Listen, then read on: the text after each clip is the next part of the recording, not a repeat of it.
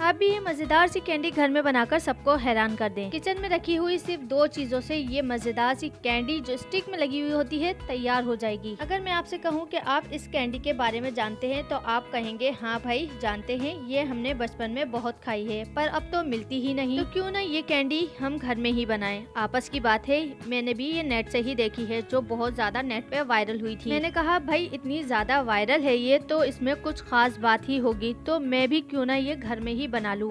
तो साथ साथ मैंने वीडियो भी रिकॉर्ड कर ली ताकि भाई मेरे साथ साथ आपका भी भला हो जाए।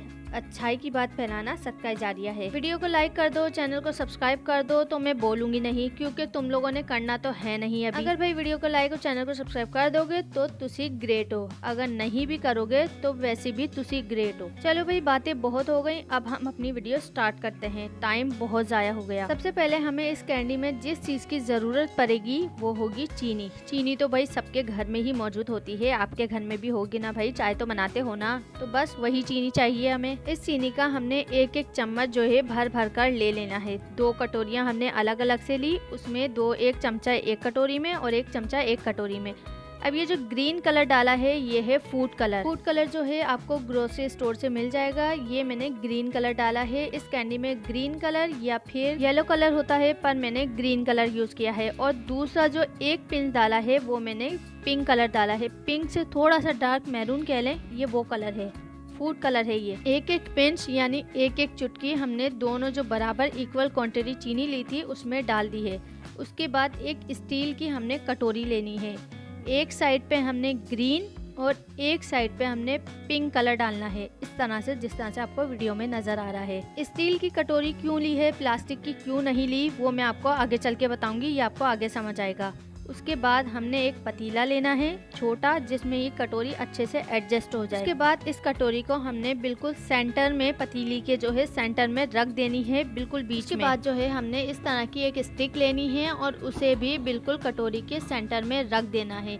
रखने के बाद इसे ढक देना है और बिल्कुल स्लो फ्लेम पे इसे चूल्हे पर रख देना है। अब 10 मिनट बाद जब हम ढक्कन हटाएंगे तो ये क्या मतलब कि ये चीनी बिल्कुल मेल्ट हो गई है। और अगर मैं इसे हिलाकर भी दिखाऊं आपको तो ये बिल्कुल पानी हुई हुई है। जो इसका शीरा होता है सिर्फ वो तैयार हो गया है, कैंडी तो हमारी बनी नहीं। और जो वीडियो में दिखाया गया था वो इस तरह से था कि सिर्फ ढक्कन ढककर 10 मिनट बाद जब हम ढक्कन हटाएंगे तो इसमें से कैंडी तैयार होकर हमें नजर आ जाएगी।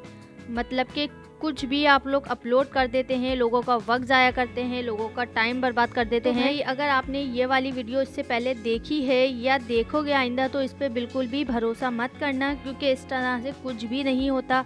और ये जो कैंडी आपको नज़र आ रही है ये भाई बाहर ही आया था, मेरे बच्चों ने ली थी, तो मैंने सोचा कि भाई आप लोगों को ये इसकी हकीकत बताऊं, इसकी क्या असल हकीकत है वो मैं आपको समझाऊं, ताकि आप लोगों की भी चीज़ें इस तरह से ज़ाया ना हो जिस तरह से मेरी हो गई है। इस वीडियो का असल मकसद आपको हकीकत से आगाह करना था। उम्मीद करती हूँ कि आपको वीडियो पसंद आई होगी, मेरा कंटेंट अच्छा लगा होगा। अगर वीडियो अच्छी लगी तो प्लीज़ वीडियो का अब तो लाइक कर दें, चैनल को सब्सक्राइब कर दें। और आप मेरी वीडियो कहाँ से वॉच कर रहे हैं ताकि मुझे पता चले कि मेरी वीडियो कौन कौन कहाँ से देखी जा रही है।